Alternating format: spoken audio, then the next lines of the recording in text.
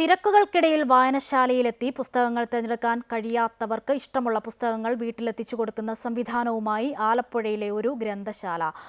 Ambalappuzha PK memorial ഗ്രന്ഥശാലയാണ് പുതിയ പദ്ധതിയുമായി രംഗത്ത് വരുന്നത്.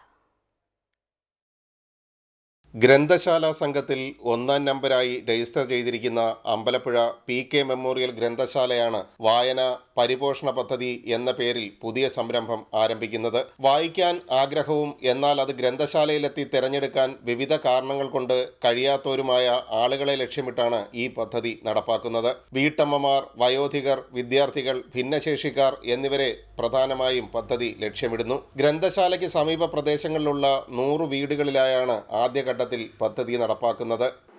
ഇതുവഴി നമ്മുടെ ഈ ഗ്രന്ഥശാലയുടെ ചുറ്റുവട്ടത്തുള്ള 100 വീടുകളെ കേന്ദ്രീകരിച്ചാണ് ഈ പ്രവർത്തനം ആദ്യഘട്ടം എന്ന രീതിയിൽ ഞങ്ങൾ ആരംഭിക്കുന്നത്.